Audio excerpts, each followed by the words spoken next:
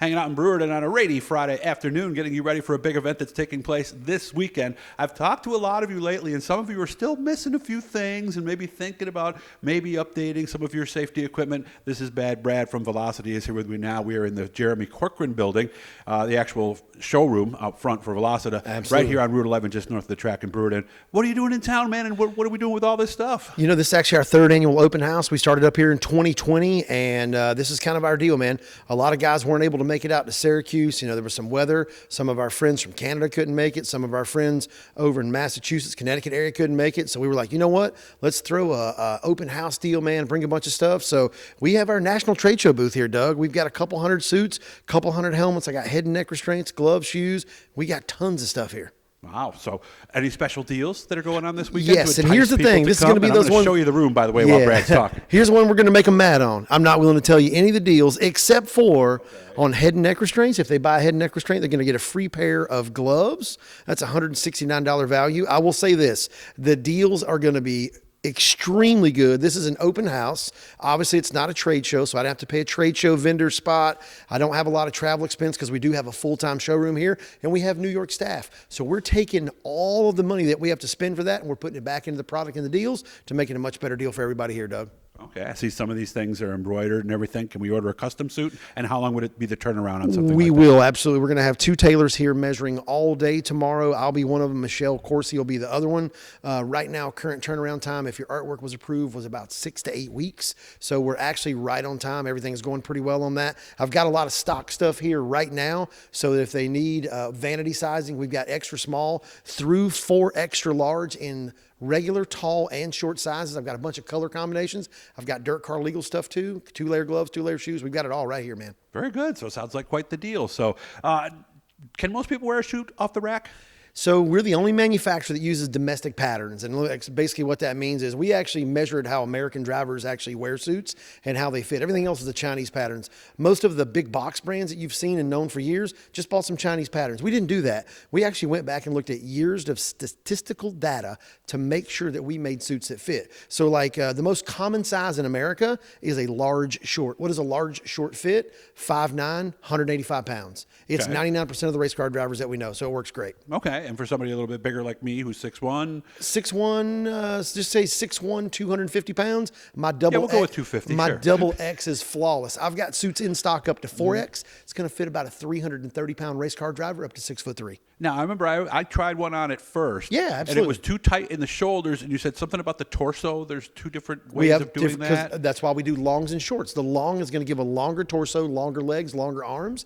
And then we do a short because there's a lot of guys that are built like me. I'm 5'7", 200 pounds. I'm actually a large plus short, kind of looking like that guy from, what is it, Gas Monkey Garage? Oh yeah, I know the guy you're talking about. We'll zoom out here so you guys can get a better look and judge off of that. But yeah, so sometimes it's just that simple as you just got the wrong one. Absolutely. So in our large size, we do a large short, we do a large tall, a large plus, and a large plus short.